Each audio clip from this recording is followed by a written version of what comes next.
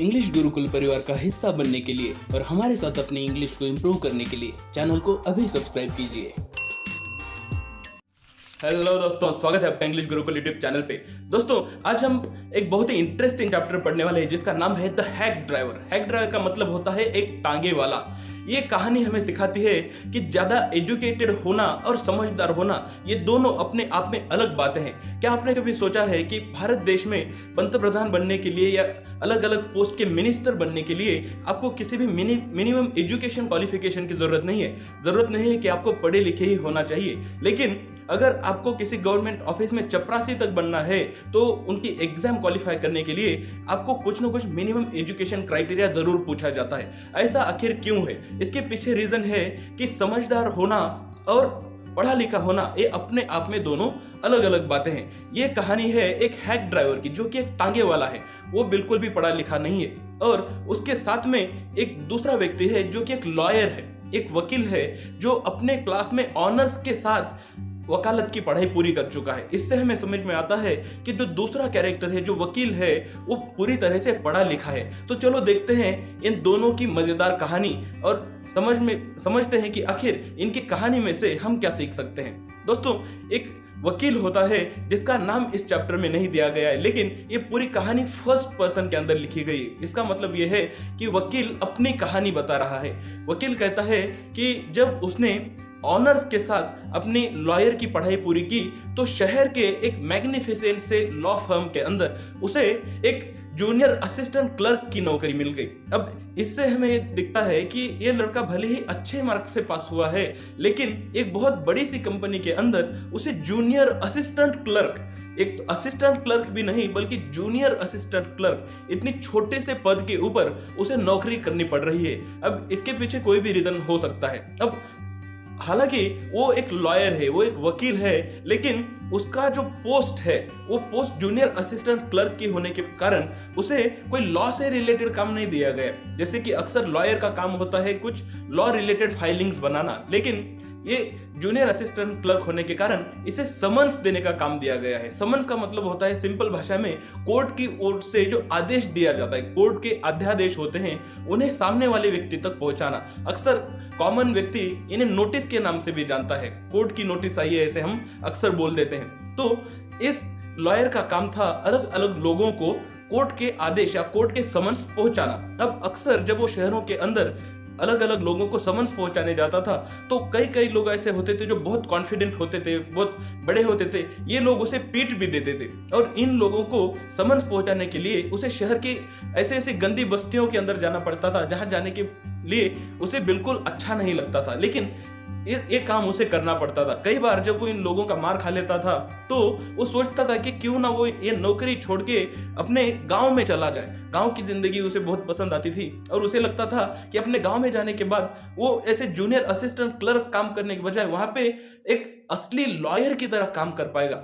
ऐसे में एक दिन उसे एक इंटरेस्टिंग सा काम दिया जाता है जिसमें उसे वो शहर से लगभग 40 मील दूर, 40 मील को आप लगभग 60 किलोमीटर दूर कह सकते हैं, तो शहर से लगभग 60 किलोमीटर दूर एक न्यू मुलियन नाम के गांव में जाना होता है जहां पे ओलिवर लुटकिंस इस नाम के एक शख्स को उसे समन्स देना होता है। अब वो समन इसलिए देना होता है क्योंकि ओलिवर लुटकिन एक इंटरेस्टिंग या इंपॉर्टेंट केस में गवाह के तौर पे उन्हें चाहिए था। अगर ओलिवर लुटकिंस आकर अपनी गवाही दे देता है तो वो केस, वो लॉ फर्म जीत जाती। तो ऐसे में ये जो काम इस वकील को दिया गया था वो इंपॉर्टेंट काम था, तो इसलिए ये वकील ट्रेन पकड़कर न्यू मुलियंस को चला जाता है। दूसरे दिन जब वो वहां पे पहुंचता है तो वहां पहुंचने के बाद जैसे कि उसे लगता था कि उसे गांव पसंद है, तो जैसे ही वो न्यू मुलियंस पे पहुंचता है तो जो गांव के सपने उसे देखे थे, अक्सर लोगों को लगता है कि गांव की जिंदगी कितनी सादगी भरी, कितनी खूबसूरती, कितना नेचुरल सा होगा, तो उसके ये सारे सपने वहां पे टूट जाते हैं, फस्त हो जाते हैं जब वो देखता है कि इस गांव की जो सड़कें हैं वो कीचड़ की नदियां हैं और सड़कों के आसपास जो दुकानें हैं, जो लकड़ी की बनी हुई दुकानें हैं, उन पे ब्राउन सा पेंट किया हुआ है या फिर कई दुकानों पे बिल्कुल कलर नहीं है। तो ये देखने के बाद उसे काफी अजीब सा महसूस हुआ। उसे गांव इतना खूबसूरत नहीं लगा। बस उस गांव में अगर कोई चीज उसे पसंद आई तो वो थी उस रेलवे स्टेशन पे जो काम करता था वो एक डिलीवरी मैन। अभी डिलीवरी मैन को हम कह सकते हैं अक्सर जो पार्सल वगैरह पहुंचाने वाले लोग होते हैं, तो ऐसा एक इंसान था जो कि 40 की उम्र के करीब था। अब उस इंसान में खास बात ये थी कि वो चीयरफुल था। उसे हम देखते हैं तो वो काफी खुश लगता था। वो लगभग थोड़ा सा मोटा सा इंसान था और उसे देखने के बाद हमें लगता था कि इस इंसान को लोगों से बातचीत करना पसंद है।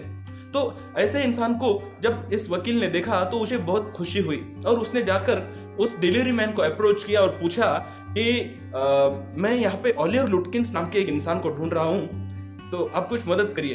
तो ऐसे में वो बोलता है, ओलिवर लुटकिंस, अरे अभी भी 1 घंटे पहले मैंने उसे देखा, शायद हो सकता है अभी वो फ्रिट्ज की दुकान पे गया होगा। वो फ्रिट्ज की दुकान पे अक्सर पोकर खेला करता है।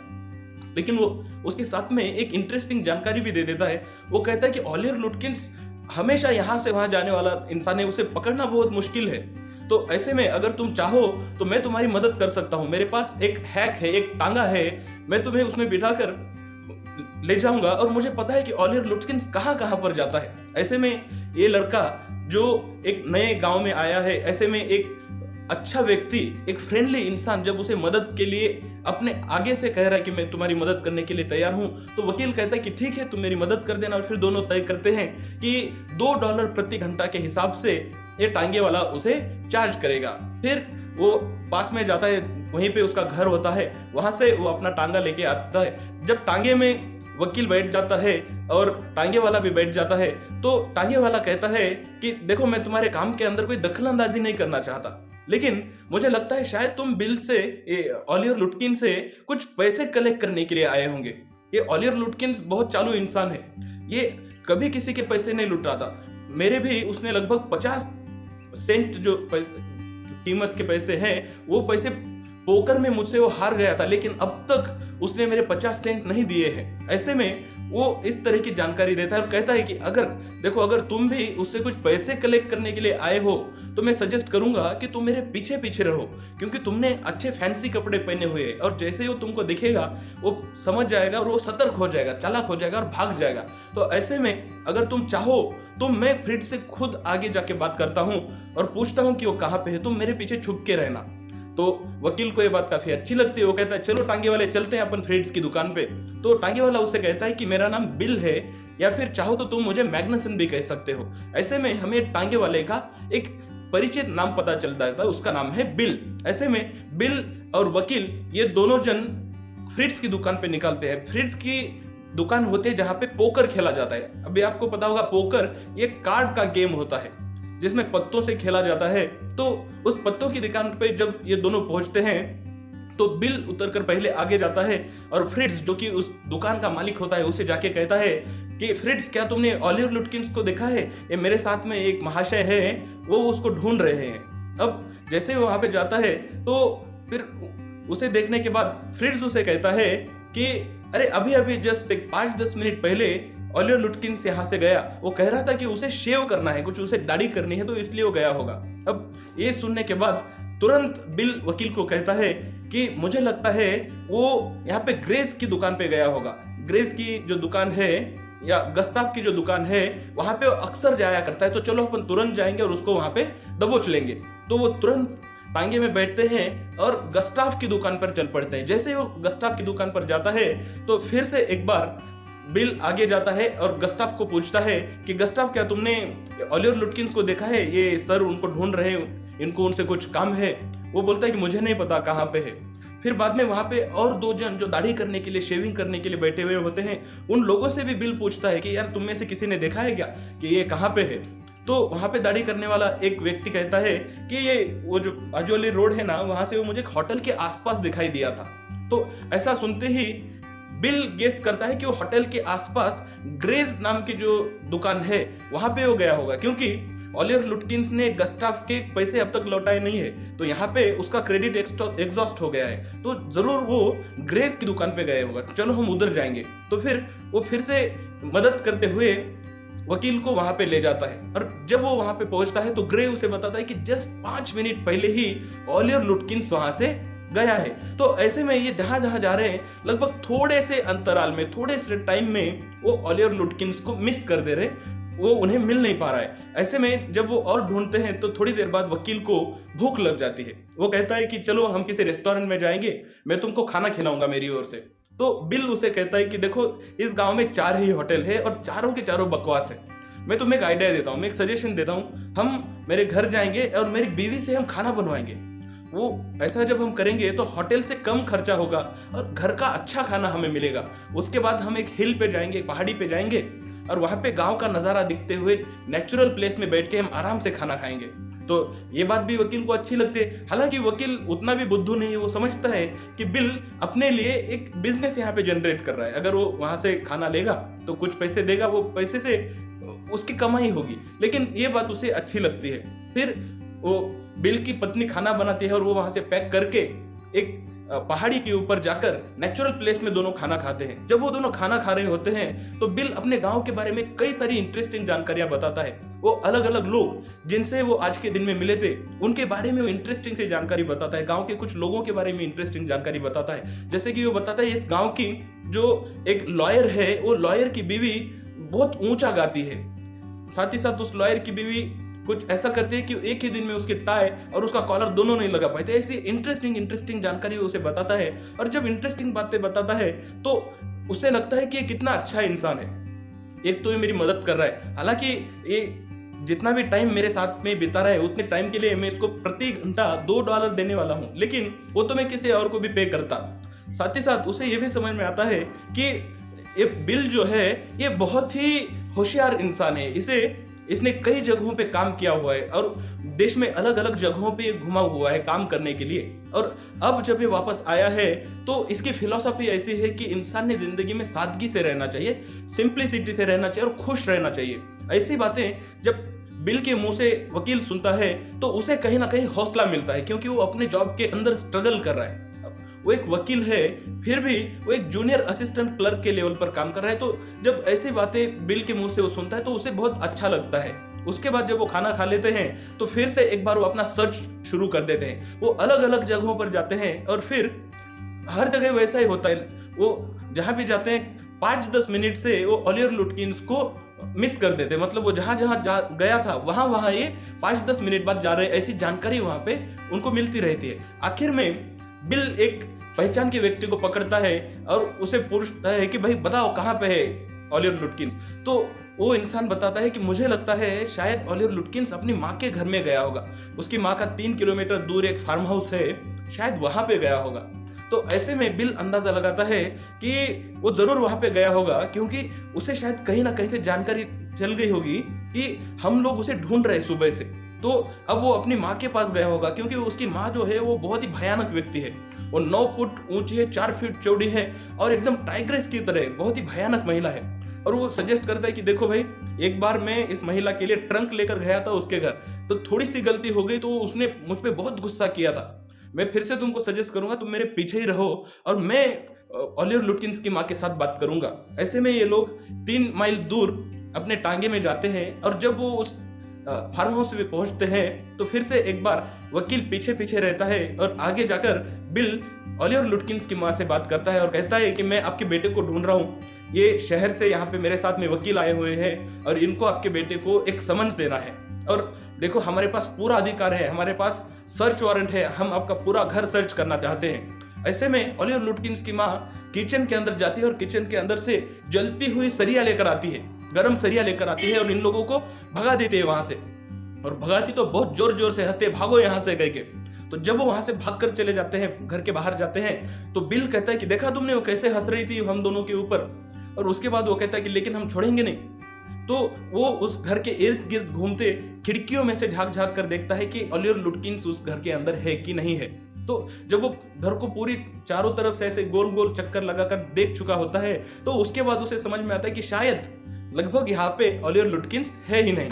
उसके बाद जब वकील टाइम देखता है तो उसके वापसी की ट्रेन का टाइम हो चुका होता है। तो बिल उसे रेलवे स्टेशन पर छोड़ देता है और जब वो रेलवे से वापस जा रहा होता है तो अपनी वापसी के दौरान वकील सोचता है कि ये गांव कितना अच्छा है।